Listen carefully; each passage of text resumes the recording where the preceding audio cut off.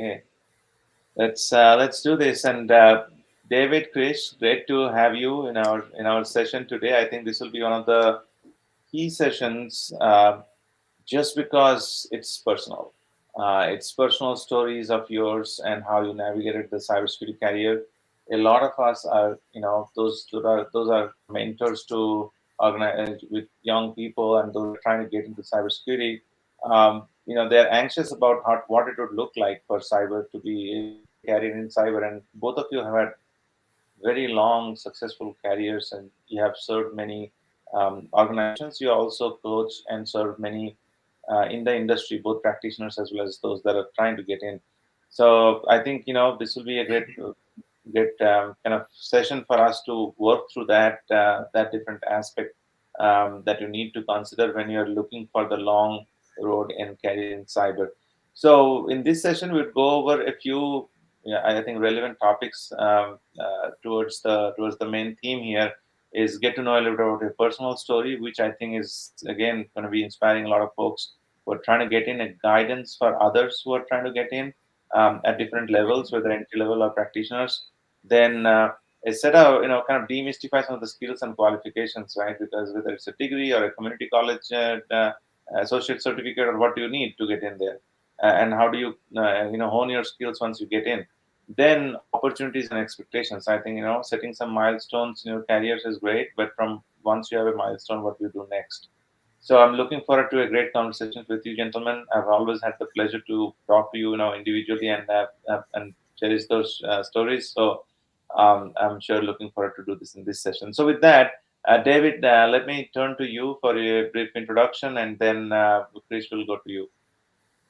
Sure. I'll just start off briefly. So I'm a CISO. Yeah, that's what I do. Chief Information Security Officer. I've been doing this for many, many years, and I'll go through a little more detail there. But yeah, in terms of my background, currently in a company called CDK Global. It's a SaaS company. We're in the software business for the automotive industry. So lots of work we do with data. A lot of things related to kind of how the automotive industry works there. But previous to that, I've been at Silicon Valley Bank side. I was also at Wells Fargo many, many years before that. So a lot of work on the financial side. I was also with Intuit, which is a software company, makers of TurboTax, the software, which, by the way, today's tax deadline. Hopefully everybody filed your taxes, or at least put the extension in if you haven't done so already. And then I also worked at a Hearst, big media company in New York. So I got a chance to work at different industry, different areas. So I'll certainly go into a lot of that in terms of my background and everything that Val's asked us to talk about here. So, Krish, I'll turn it over to you. Thanks, David. Krishnan Chalakrai. I'm also a CISO like David. I'm a CISO at Gilead Sciences, a pharmaceutical company based in Foster City, California. So I've been with Gilead for close to 9 years. Prior to Gilead, I was with Roche Genentech. Played similar role, chief security architect. I've been there with Roche Genentech for 9 years as well. And then I've worked in Stanford Hospital, worked in the product management side. I've also worked in retail and financial industry as well. I think predominantly I started as an application developer, but then I got into cybersecurity early 97, 98, and then I've stuck to cybersecurity since then. Wow, that's fascinating. It's been a long road for each of you, and you have served a diverse set of industries to bring that to the level of career that you are. Well, let's tune back the time a little bit, clock, and see how did you get a start in cyber. Chris, maybe you start, and because you already put some dates on the calendar. Sure, definitely, yeah. So, meaning when I started my career, actually, 30 years ago, right? I started in application development, right? I was an application developer. Started with Power Builder, if some of you know what Power Builder is, and started building that applications for more retail type of industry, right? So, and then also worked in hotel management side of things. So, being a very foundationally, I started in application development. And then through that channel, I also went into financial, working for bank, and then building software for the bank itself and implementing solutions within being on site within the several banks in Singapore and Hong Kong as well. I've been part of. I think, then I came into US in 95, and then I started working for a product company, TIPCO Software. Back in the day, it was called Technicron, and then it became TIPCO Software and TIPCO Finance. So I started building products using their framework, their product architecture for verticals, right? For equity online and then foreign exchange and stuff. And during that time, it gave me an opportunity to work on a solution for foreign exchange market, what is called a non-repudiation, right? So if somebody makes a transaction, we need to go back and prove that they did the transaction. So in order to do that, I have to build a public key infrastructure using smart cards. That's what actually gave me an introduction into security. Being a math major, all the prime numbers and public key, private key was actually all so I was so fascinated and I wanted to work on that particular problem. So built the product and integrated that into financial product that we had. And then we were selling into the banks as well. So that was an introduction into cyber. And then I got so passionate and so fascinated with that and stuck with cybersecurity, meaning since then. And then I worked on different other roles, being on the compliance side, being on the audit side. I've conducted audit. I've also written on the security governance side, writing policies and procedures as well.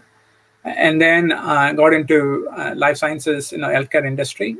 So we did the HIPAA compliance aspect of integration as well, and then got into chief security architect role, and then built security solutions for the company itself. That's where you learned a lot of the security products, how you're using into the product itself. Now you're actually implementing for a company, right? So that got me going into information security architecture, engineering, building solutions, running the end-to-end security strategy and program for the company. And that's what led me to go into a CISO role. And then, I've been a CISO for a while now. So that's it's a different set of challenges. And again, you still do end-to-end strategy and stuff, but making sure you're protecting your data and systems for the company is a huge responsibility. The company trusts us on to do what we do the best, so that we can keep those kind of nuances behind their business, what they need to do for the business itself, right? So that's my role. So that's a long way again, as probably many of us know, going from product development, actually hands-on developing products to actually securing them, and at some point somebody gave you and you got hooked to cybersecurity and stayed there for that long. So great to hear that story. David, how about your journey? Yeah, it definitely will go back a bit and maybe a little less traditional. So I'll go back to when I started college. And by the way, back then they didn't even have the internet, or at least not the modern internet that we know now. So we're talking a long time ago. And I remember at the time I declared a major. I decided to be an accounting major. Right? Why? To make my mother happy, because she was constantly telling me that, hey, you're not gonna be a doctor, be a lawyer, be an accountant. That's all she knew, right? So in terms of doing that, so I decided to do it. I didn't know what the heck I was doing. I was in college, right? So I ended up graduating. But I had started taking some classes in IT, and actually back then they called it cybernetics, so like a different type. So I did that. I started my career at Wells Fargo Bank, started off as an accountant, doing the typical things I guess accountants do. And I do remember we were working on these mainframes, even as an accounting, and I would carry these, remember those 80-column IBM punch cards that you stack them all up, they go through, and God forbid that you actually drop it, right? That's not a good thing to do. But I remember carrying those things through and saying, oh, no, you got to run them through and it's going to compile, it's going to run the program, it's going to do that. I was like, wow, okay, that was my introduction to computers back then. That was like in the 80s. So as I went through that, but how the security side came in was I eventually had moved over to IT, started learning more about technology and big banks in terms of how they work. And then along the way, we'd always done security, right? So big banks, you would always have to do like a risk assessment different ways. But I didn't, it wasn't this thing called cyber. It wasn't this thing called what a CISO would do. So we just started doing it. Then one day, this was about I don't know, maybe 2005, 2006, my manager at the time basically said, look, we need to have somebody lead the program to really, kind of bring together information security program. At the time, I was with the online banking side of Wells Fargo Bank. Clearly that was becoming the big thing, more and more people were starting to use the internet for their banking, but at the same time also very, very highly risky.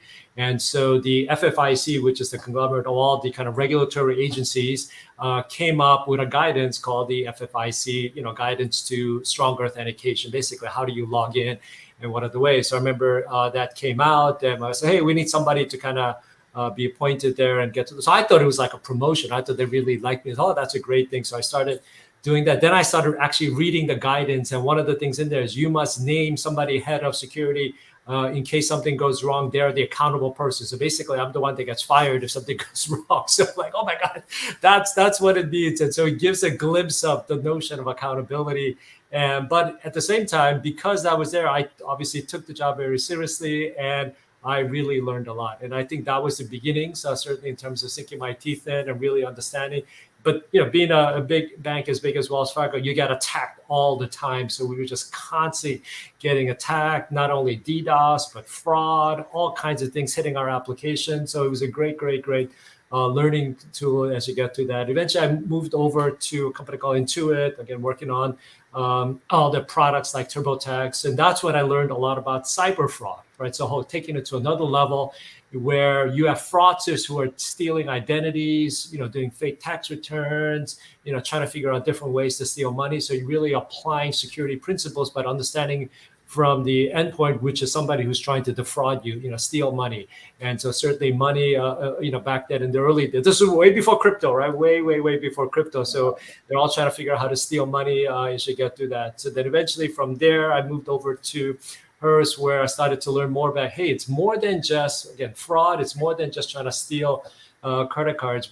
A big media company, in terms of what they're doing, they had like at least television stations. They own like ESPN. They own all the different aspects there. For them, it was all about availability, right? Because imagine if you're a television station and you lose the ability to broadcast, that's it. So there's different things that you have to do as a cybersecurity professional. You have to not only protect things, you have to the integrity of it. You'll have to make sure that you have availability in terms of uptime to go through. So that was a great experience to actually learn that there's different aspects of security and why it's so important to understand all aspects of what security discipline. And then eventually I came back, so working over at Silicon Valley Bank, where I had just great opportunity to work with so many startups. And kind of what's fueling this economy. And really in the security industry, startups are really the guts behind it, right? There's no way we can get the innovation, the new ideas, the different things with it. Certainly the big kind of security companies, maybe from 10 years ago, like Symantec and McAfee, they're no longer around anymore, right? So you see the onslaught of new companies that are coming in. You got CrowdStrike, you got SentinelOne. So many new companies are now growing up. So that's why the innovation becomes really important.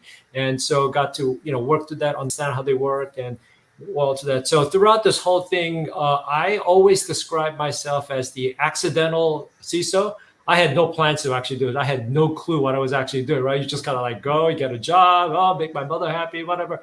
And you go through it. And then eventually you work your way. And even to get appointed to something where, they're going to put your name down so that they can fire somebody if something goes wrong, right? Sometimes you kind of need something like that. But it definitely sparked both an interest as well as a passion that I didn't know existed, that, hey, this is something. And I think the part that was most interesting for me is, beyond the technology, is trying to kind of outmaneuver the bad guys, right? And it really is a chess game that you're trying to do. You do one thing, they'll counter move. Are you dealing with one? Are you dealing with state sponsor? Who are these people? What are they trying to do? Because behind it is somebody who's trying to do something. So that's, I think, is the really intriguing part of cyber, because you're really having to fight your adversaries, right? It's just a different kind of warfare that we're now dealing with. So I think that is the part that keeps me interested, and it's constantly evolving, right? Because there's so many different things that could be going on. So yeah, I truly, not only have enjoyed this, but I've also, I think, learned out of it that the journey that you're part of, go with it, right? Don't stop yourself. Don't, learn the next thing. And sometimes you get an opportunity, it may not be the greatest reason, but you will learn from it, and you will kind of persevere, as well as you will make it your own thing.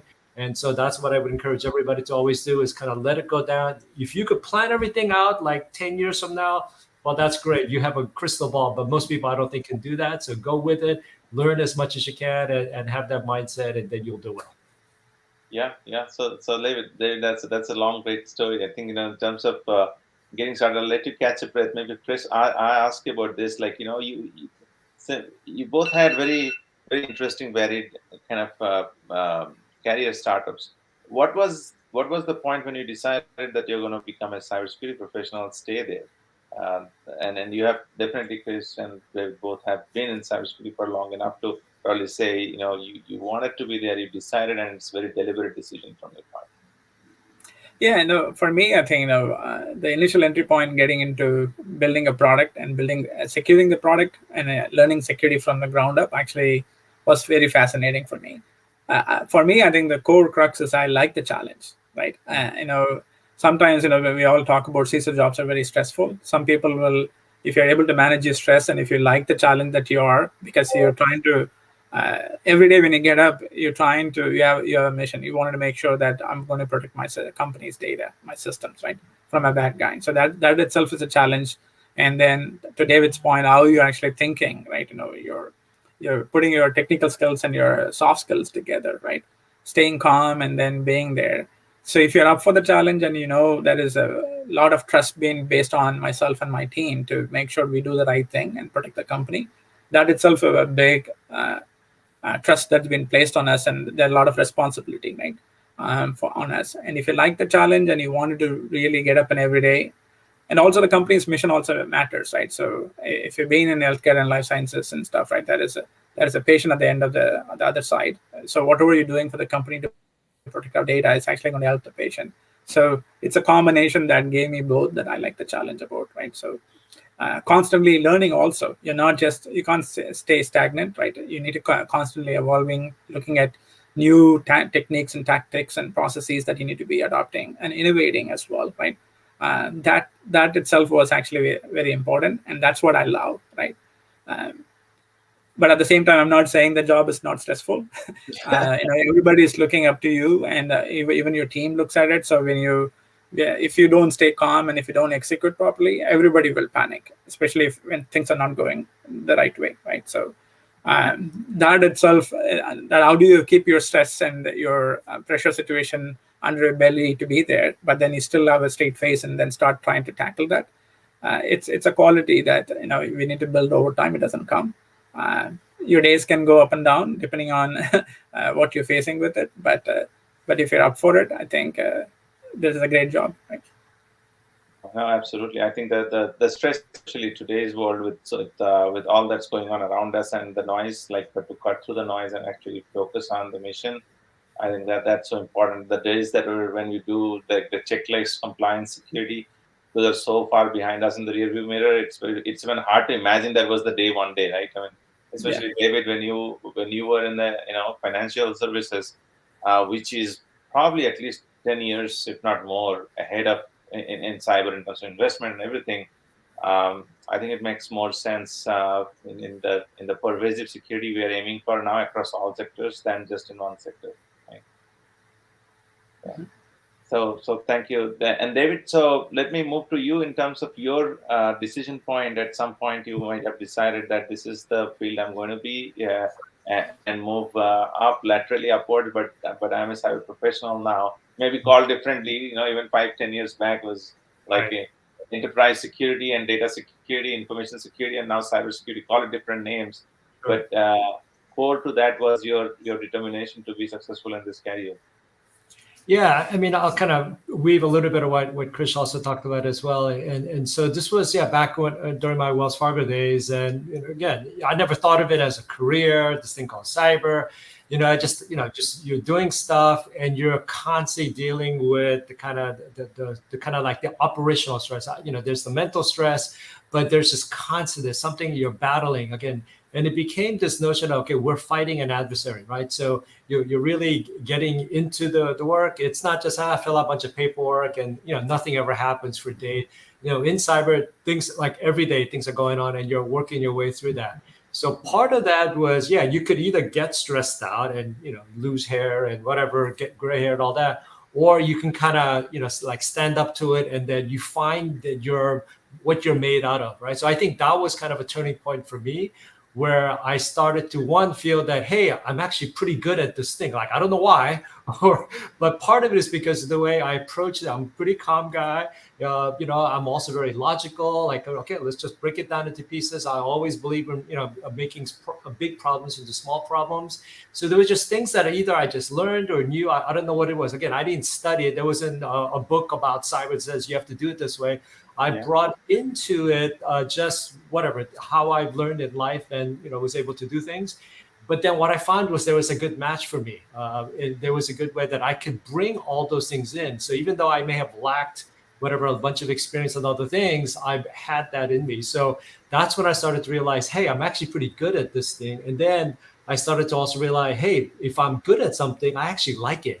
And then vice versa, right? So to me, it's a very simple kind of philosophy in life. If you're good at something, you're going to like it, and vice versa. So that's what I think has really helped me, bring my way. And then once you reach that, you feel the sense of kind of confidence about yourself. Again, it's stressful, as Chris said, but it's like a good stress, right? You just like, boom. I was a little bit younger too, right? So that may have also contributed to it. Whereas I able to, work long hours and do all that. But yeah, that really builds a foundation in terms of who you are. And then once you do that, you really feel good about yourself. Yeah. And you also have to pace yourself. This is literally like running a marathon, one after the other, right? So you cannot just try to sprint your way to the whole thing. You have to be patient. You have to work your way through. And then I think, bringing all those life skills was really important. And so what I find is, I think, especially now, the CISO's role is very demanding, and it's not all the technical stuff that you would think for it to be, even though there's a lot of that. You have to bring in your soft skills and be able to, how do you explain to people what's going on? How do you explain to a board of directors without scaring them to death, right? You don't want to do that. You want to be able to explain what the business issues are. How do you get through this? What's the ways that we're going to handle? What's our approach? What's our method? And all those types of things really makes it important for you to be successful in your role, which is to show that confidence and to show the ability, hey, us as a company, we'll get through this. We'll be able to go through. We'll get through the next challenges, and we'll work our way through. So I think that's the important part, which is to bring that together. Yeah, no, I think both of you bring one and many highlights, but I think the one takeaway is that it's a belief in the mission, and also something that you're good at. Like, you'll realize at some point that's something you can apply. And also, when you get to the levels of a CISO and an executive leader in this space, you need to be able to see things broadly, right? I mean, you may have grown up in one particular vertical, but this is when the leadership and the learning and all that shines through the broad understanding of the problem. So very much appreciate that. How about let's turn it into, like, all of this is definitely very helpful and already a set of guidance that people can follow. But what is your guidance for those that are starting in the career in cybersecurity, and what does the long road look for them? Do you think people have a definite structured career now versus when you started? I would, yeah, I would say, I think these days, I think there are more opportunities that's available. When I say opportunities, is for, like, if you're it depends on where you're, in which spectrum you're in. Let's say if you're in high school and then you're trying to decide, okay, what should my pathway to be and what college degree that I need to take, right? So you can be a computer science grad, and then you can go towards, so that'll lead you into cyber, right? But then there is also very dedicated cybersecurity programs and courses that you can take, and college degree that you can take on that as well, right? I think before there wasn't a lot of those available, but now it's available, right?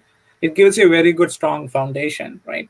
So if you can either take a degree in cybersecurity, or you can take a degree in computer science, and then you can take some specialized courses to get into cyber. So definitely, I would say there is some pathway to get into it. I think more where I think folks need to spend more time on, how do you sustain and stay longer in it? In order to do that, I think you need to have the focus and patience, right?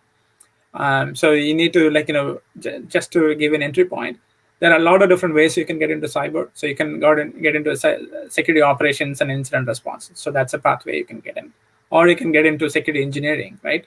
Security engineering could be in different domains: identity and access management, endpoint security, network security, platform security, data security. There are a lot of different disciplines that you can get into security engineering. Or you can be very good in audit, right, or compliance side of things. So where you're looking at, okay, is a system been behaving or been designed properly, and what are the loopholes, what are the risks that may be associated with it, and what are the control failures that you have, right? That could be in SOX compliance, could be in data privacy side of compliance, or if you're in pharma, it could be GXP compliance, right? David touched on Wells Fargo financial that are also, and if you're in healthcare, HIPAA compliance. So there are a lot of different areas that people can get into in compliance space.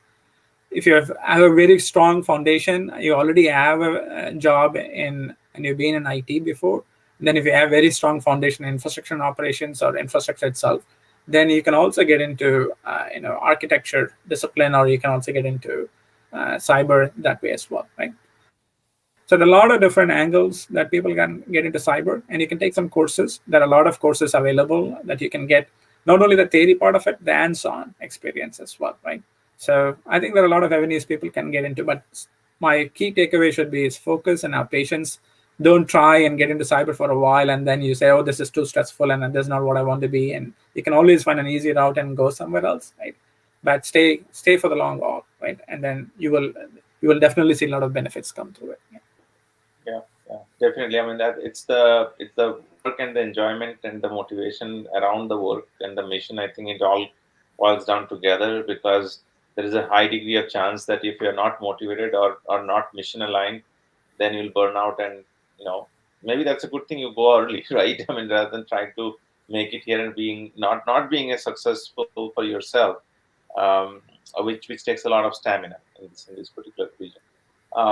Well, what do you think about those from a mid-career professional? Maybe David, you can touch on this, because a lot of folks who are in, and maybe each of you have done that also, right, in your own careers, that you are growing up in a stream, and then you take this lateral movement, and then you already are equipped with the professional skills, and you already have some innate talent. Combine that with the knowledge and skills of cyber, and you are actually going to be very successful cyber professional. What are your thoughts, David, on that?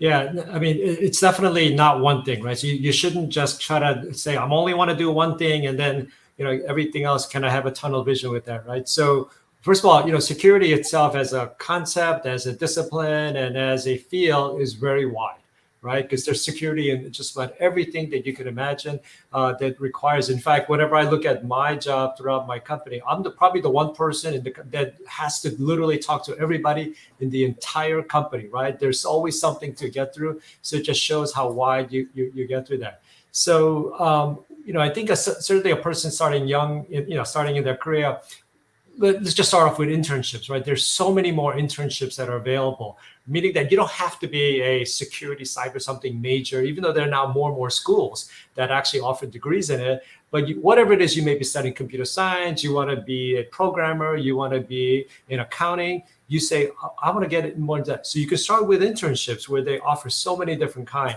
And one of the things that we like to do at our internship program is really get them to rotate among 3, 4, 5 different disciplines or groups within my team. I never want to have one person just do only one thing, right? So even though it's a short internship, I want them to get the variety, because it's really for them to get a feel for it, things that they wouldn't have even thought about, right? They wouldn't even think that they are capable of doing this or whatnot. They really need to experience it to be able to see that.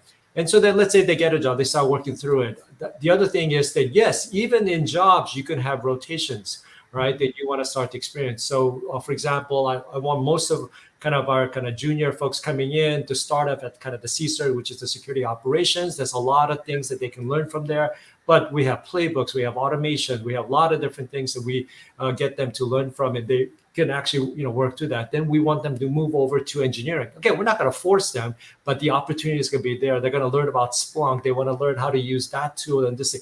So they're beginning to gain that experience and work their way through. And I totally would encourage them, hey, you want to go work over with our GRC, which stands for governance, risk, and compliance areas, right? So it's a different discipline, different way of thinking of how to address problems. How do you move over to that? We make it always available. And so that's the type of, I think, mindset to have. And I think if you are early in your career, take that opportunity. Don't get so sucked up and down to one thing. Say, hey, within the next number of years, I want to be able to do 2 or 3 different types of things. You could also ask for a mentor, which is really important part, somebody who's been there, done it, and to just give you not so much what you should do, but more what the opportunities are. Hey, if you go down this part, I guarantee this is what you'll learn from it. If you go down this part, this is what you can take away from it. And all those things are valuable because it does all come together. Just about every kind of senior role that's out there has to have that balance of all those disciplines, as well as making sure that you are appreciative of learning from others, right? That's really the important life skill that you get out of it. And by doing this and kind of trying different jobs and making your way through, you really do find, back to my, thing was, find out what you're good at. Okay. And then if you're good at that, you're going to love what you're doing there. And it's that passion that we'll get.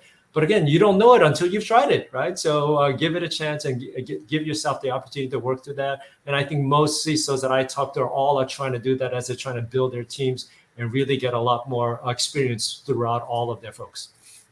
No, that's great, David. And I think that also gets you the opportunity to assess these candidates and their capabilities and their qualities, where they would assess where they would fit best. Sometimes it's within the security teams, within a certain part of the security team, sometimes outside. But again, I think that option is becoming more and more clear.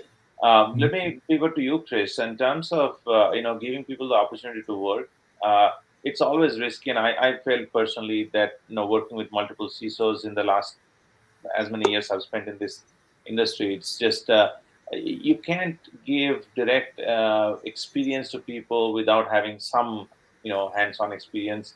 It has to be probably in some level of not necessarily an official capacity, which is where internship also comes in, right? You have a little bit formal.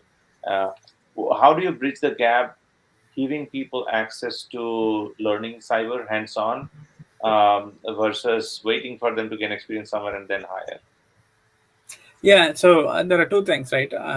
Like every company actually would have some kind of an early talent program where they try to go to work with the local universities, and then they try to bring candidates through the channel, either through internships or through for full-time jobs. So they may have dedicated a certain percentage of job for early talent, right? I'm going to put a shameless plug here. So we do actually have a nonprofit organization that started on NextGen. It's called NextGen Cyber Talent. It is the main purpose of that is actually to give that type of a platform.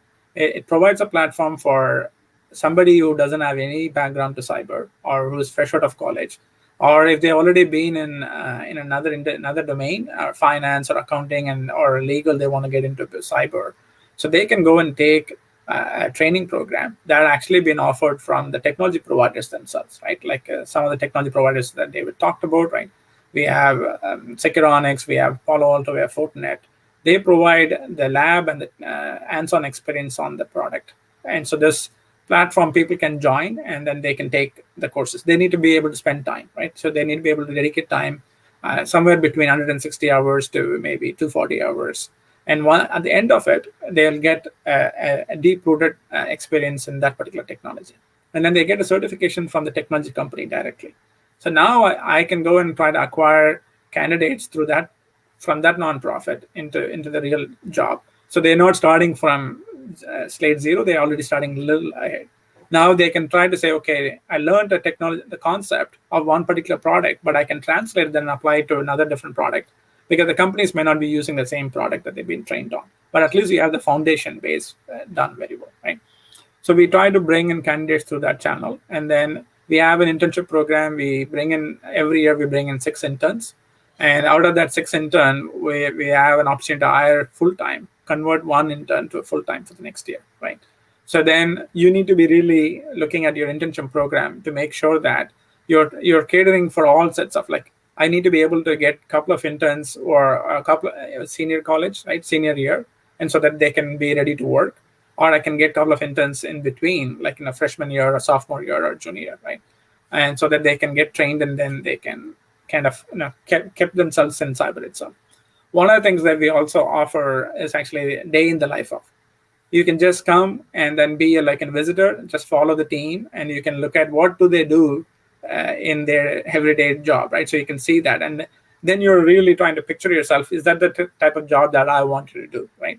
So that is also available, and we conduct a lot of sessions that day in the life of from different companies itself. So different roles that they talk about. So the candidates can listen to it, and then they say, okay, I like it, and this is what I see myself as a role. I think what I really look for in candidates is like the ability to have self-learning or ability to learn and have the curiosity to learn. right? And also be able to be focused and dedicate some time, right?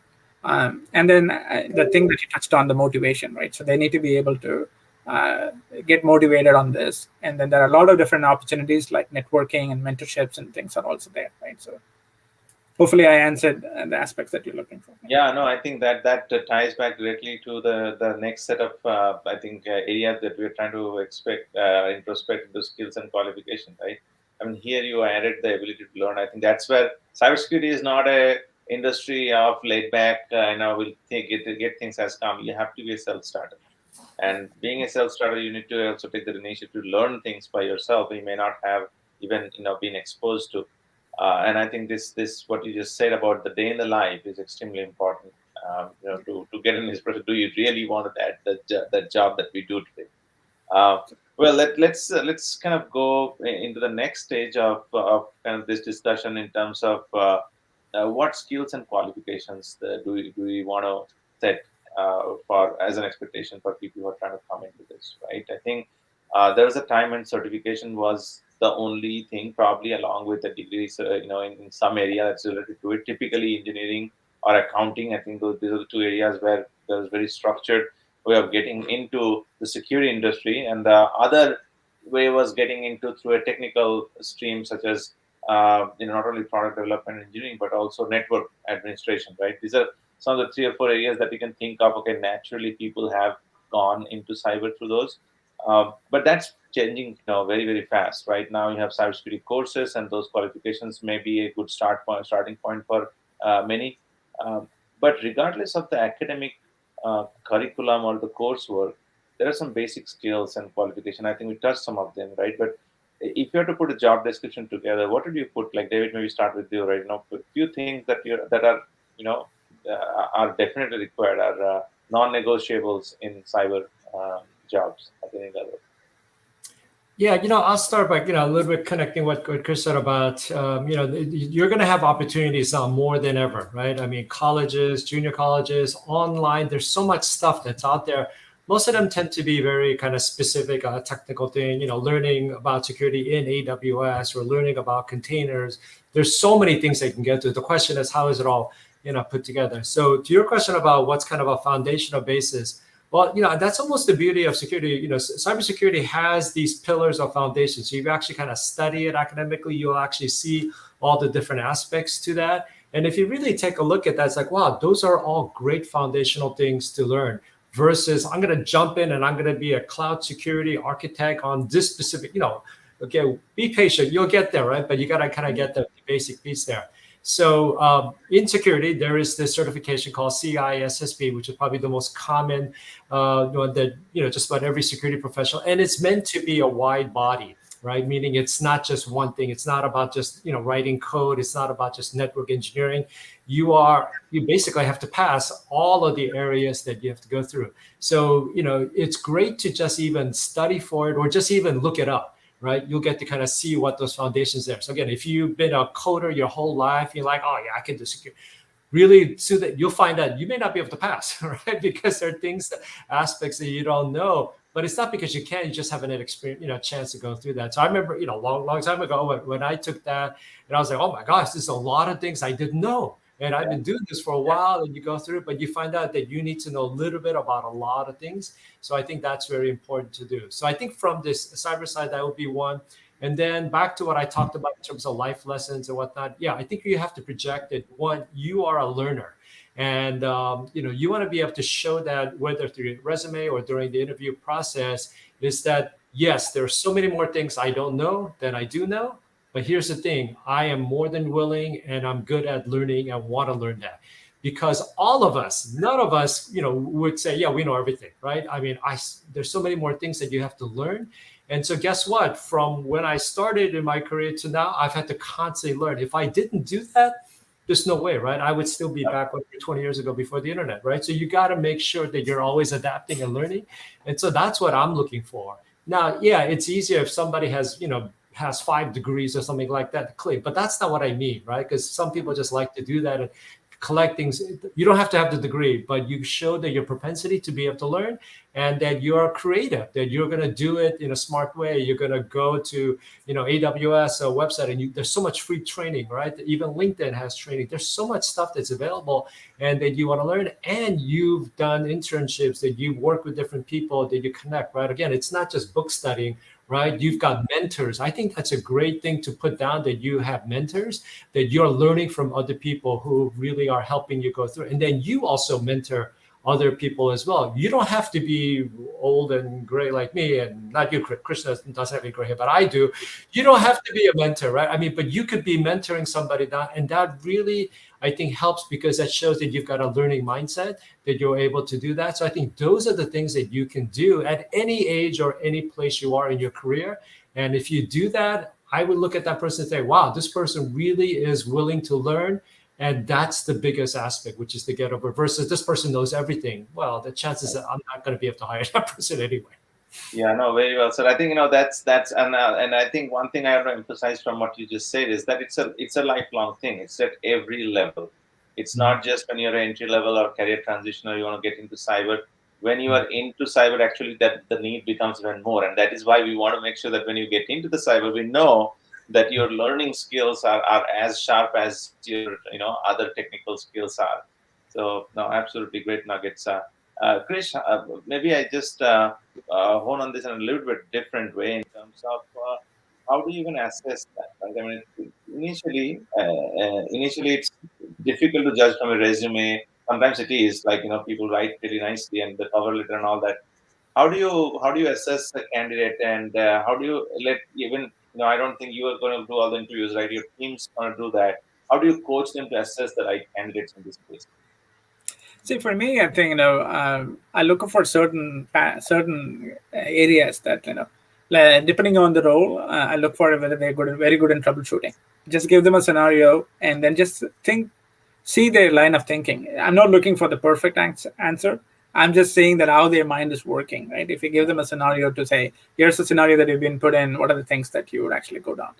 And then sometimes, I also look at for people answering the question. When you go into an interview, you kind of saying, okay, you're going to ask me a question, I'm going to give you an answer. So that's all my job is, right? But instead, if people will be very curious to ask, I know you gave me the scenario, I answered it this way. I'm not sure that that's the right answer, but what were you expecting? That level of interaction that people are like, okay, now he or she is not only giving me an answer, they're also looking for, is there another answer to it, right? So that actually gives me and hope that the person is actually like being very creative and wanted to dig deeper, right? The other aspect that I look at for, if somebody is very good in connecting the dots, right? Especially in a security operations, when something actually happens, that is a skill set that people could actually apply, right? Okay, here's the end result that I'm seeing. How did this all started, right? So, and then just don't go in one one single sequential way, but you're like thinking in all the different angles, right? So you have to be really thinking through like the bad actor, right? And then you're trying to figure out, do they really have that kind of a skill set, is also something that we look at. So that's what we expect, not actually ask them a lot of technical questions and then board them and then make them feel, oh, you not really know the answer. Instead of walking that way, you really need to use each and every interview as an opportunity for you to learn. Okay, I went and talked to this individual. The type of question that the person was asking made me go back and think about something.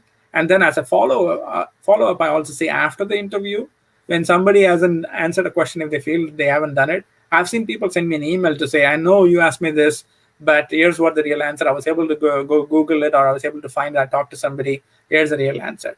That's the motivation. So then this person is definitely wanted to get the job. They are very interested in the job, and that's why they're taking all these extra steps to do it, right? So that all of those are some kind of a soft skills or soft approaches that I'm looking for. The technical aspect and how you want to do things, you're going to learn that on the job, and we'll get you more a subject matter expert in the area. That's what my team's responsibility is, to get you develop and give you opportunities to grow, but come with the mindset that you're going to learn every single day. No, absolutely. No, this is so key to, I think, every hiring manager and every seasoned leaders, kind of tool, right? That you need people who want to learn and grow, and also able to tell you. Sometimes you don't know all the answers, right? They might be thinking it differently, and that that response back is so important, because you don't have the bandwidth to solve every problem. That's why you need a team. Yeah, absolutely One thing correct. I would ask is, when you go into a role, and if you're the first, like you're too early in the job, no question is a bad question. Mm. So if you see something that's wrong, or if you see something that's not sitting well with you, have the courage to ask them, hey, I'm not sure why you're doing it this way. Is there a reason why this is built? That's what the companies are looking for. We want diverse thoughts. We actually go and hire inclusion and diversity, and making sure we are bringing diverse candidate into our team. It's because we are looking for people to bring in diverse perspectives, and also be question when you feel like something is not sitting right. Mhm. That itself is a big benefit for my team. I mean, Absolutely. let me add something to that, Chris. I think to complement that, especially again, younger in your career, is the ability to collaborate and work together with teams, right? So very, very few jobs are up. I just do it all by myself. I don't need to talk to anybody. Don't need to. And so even in this virtual, world that we've been all working in, you still got to collaborate. You got to work together. And the thing is, if you haven't really done that for whatever reason, you just kind of just focus on yourself, then it's really hard to get the best out of it, right? There's no such thing as it was only David's idea and he gets all. No, it's everything works together as a team. And even if you produce something, this other team has to maintain it. This team has to support it. There's different ways. And so you got to be able to bring that in together. And so you got to help people come out of that. So it's almost kind of like, when you see, maybe younger people who've never played on a team, whether it's sports or whatever it may be, they just don't know how to get along, which is sometimes you have conflict, you have disagreement. How do they deal with those situations, right? Those who think of it as not a positive, but just a way to get through that, they're more prepared, right, to get through. Because I don't know a day that goes by where I'm not dealing with a bunch of people. We're trying to get this person, work with that person, hey, come, what's it, there's a lot that goes on there in terms of people skills, and it's amazing, but I don't think that many people really know how to do that well, right? So you got to figure out how to get that out of your shell, and how to work. And then to a point, what is that right chemistry? So you got to make it similar to what we talked about, which is have a learning mindset. You have to have an open mindset to be able to collaborate, to be willing to ask for help, just as importantly as you're giving help, which is, can you do that? Can you work that together? And so, yeah, that's a really important aspect that people need to learn and to be comfortable in, and to be able to work together. Yeah, no, absolutely. I think that the collaboration piece you just brought out this very important core element of cybersecurity industry in general, right? It goes beyond the organization, it goes beyond the team, and I think this event and session itself, with you coming together, we are collaborating, provide and produce something that probably others are going to use for many times to come. And I think this couldn't have happened without the collaboration between the three organizations, right? They're also giving you the time to come out and do this, and I know it takes a personal effort to get there, but I think that environment itself, sometimes you don't get in everywhere, right? Some organizations, that's why people move from one place to other. If you're not finding the right opportunity to learn, or the right culture, then and the collaboration, you're definitely going to look for the next opportunity. Now, this is so fascinating, and very, very important, valuable information that we'll carry forward. Let me close this with that. With just 48 minutes into this conversation, I just think time would fly even faster.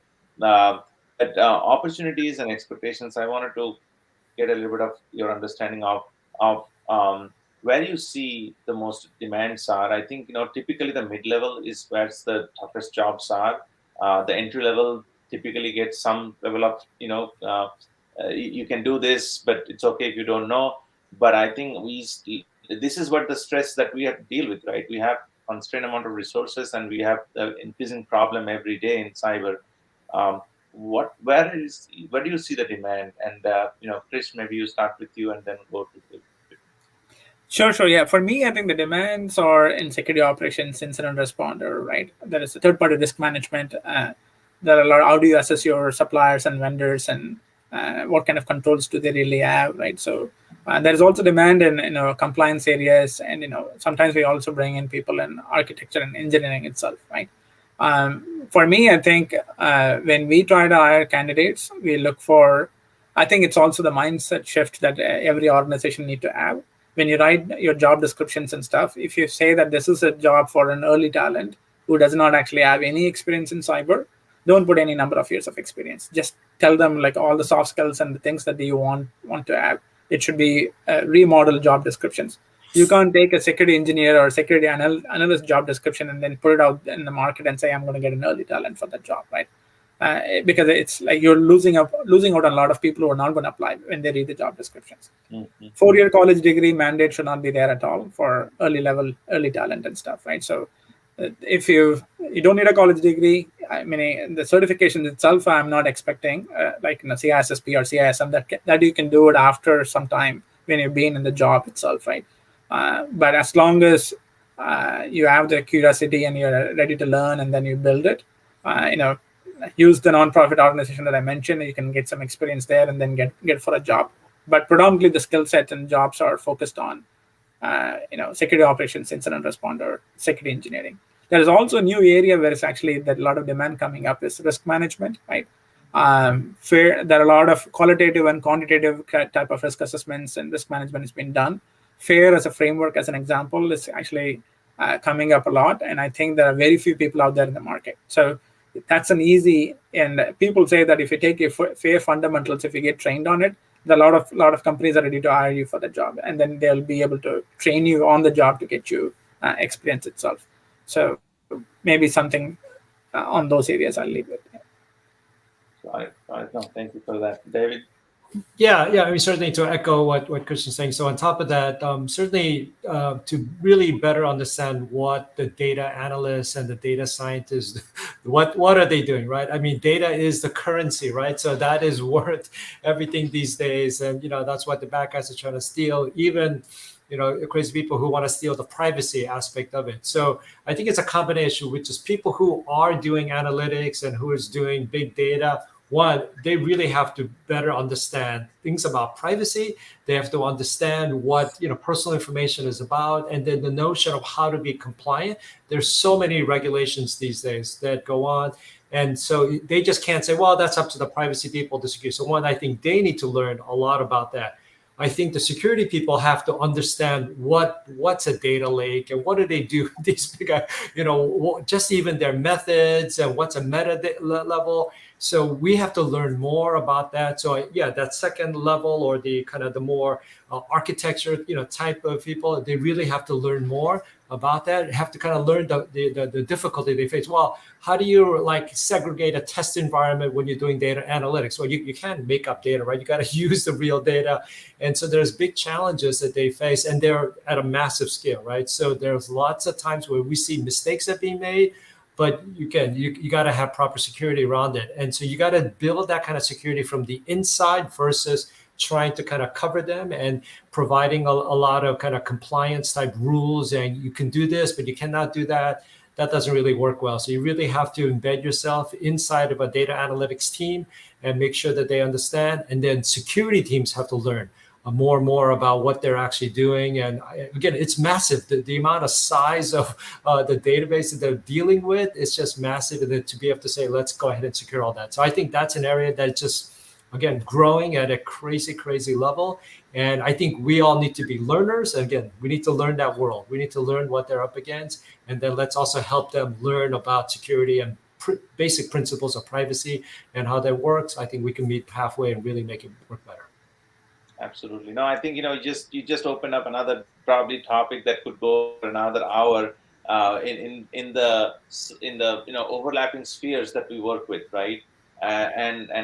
This is that's why cybersecurity is so fascinating, because you get to learn and do so many things and so many ways. And David, you mentioned about talking to pretty much everyone as a stakeholder in the company, and Chris, you mentioned about how you make it happen within your organization with doing so. So I think this is a great set of learnings, both in terms of actually what somebody could do to prepare for a career in this, be successful in the steps to go to have that career, and also some of the starting points where there is demand and they can pick up something, learn something. We mentioned about the fair risk quantification, and David, you mentioned about the data and risk engineering. All of those areas are great areas to start from, and if you give it a shot to get the first job or change into security, from another area in the industry, and then you see, their opportunities are boundless and great.